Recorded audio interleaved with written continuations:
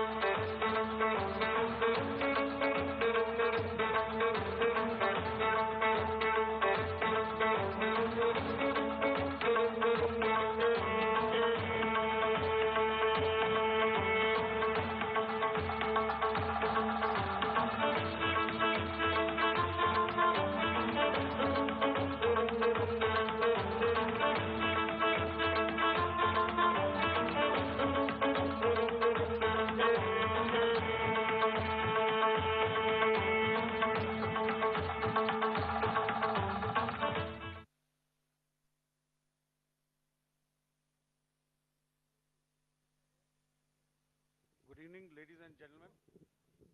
Jai Hind.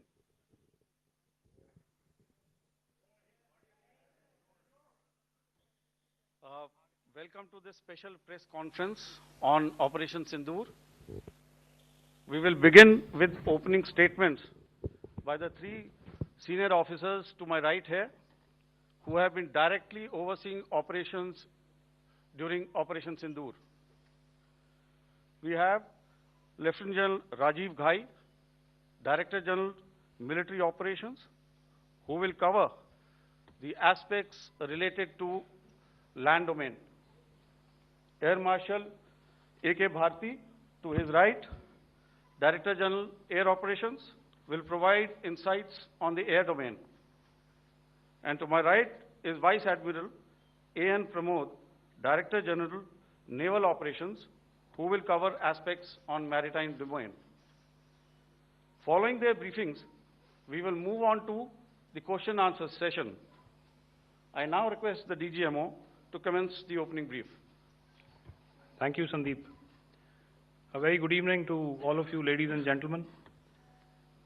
You are all by now familiar with the brutality and the dastardly manner in which 26 innocent lives were prematurely terminated at Pahalgam on the 22nd of April.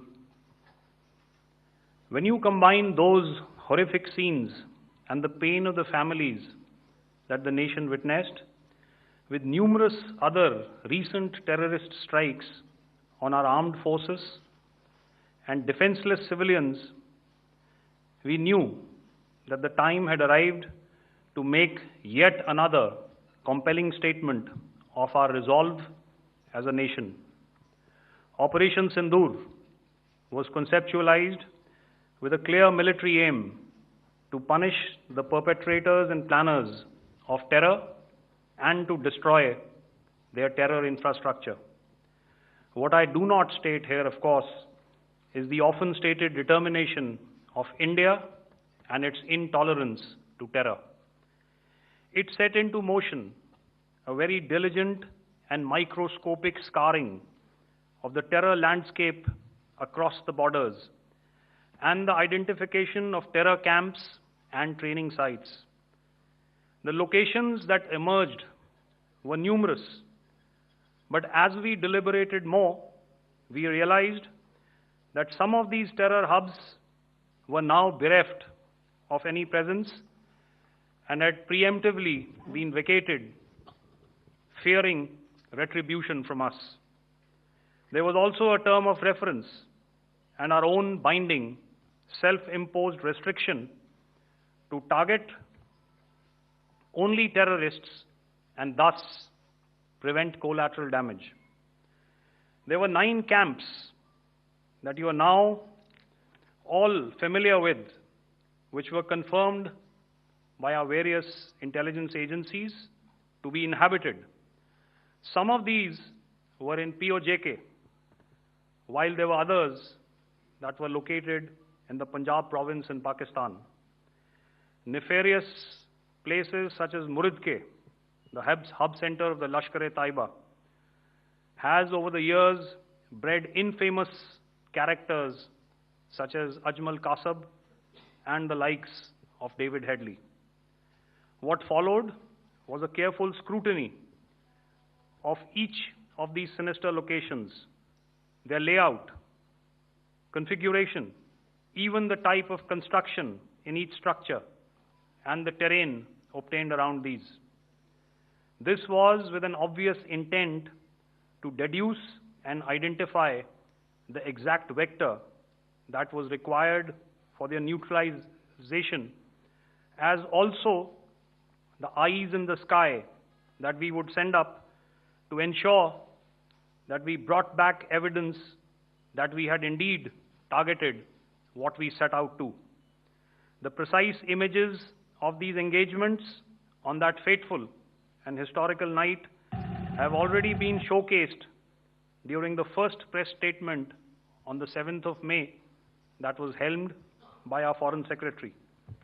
I have no doubt in my mind that we achieved total surprise, and those strikes across those 9 terror hubs left more than 100 terrorists killed, including high-value targets such as Yusuf Azhar, Abdul Malik Rauf, and Mudassir Ahmed, that were involved in the hijack of IC-814 and the Pulwama blast. The line of control was also violated soon after by Pakistan, and the erratic and rattled response of our enemy was apparent from the number of civilians, inhabited villages, and religious sites such as Gurudwaras that were unfortunately hit by them, leading to a sad loss of lives. The Indian Air Force played a major part in these strikes by engaging some of these camps, and the Indian Navy provided wherewithal in terms of precision munitions. The Indian Air Force obviously had their assets up in the sky, and I will here request Air Marshal Bharti, the Director General of Air Operations, to detail for you the methodology that the men in blue adopted to successfully manifest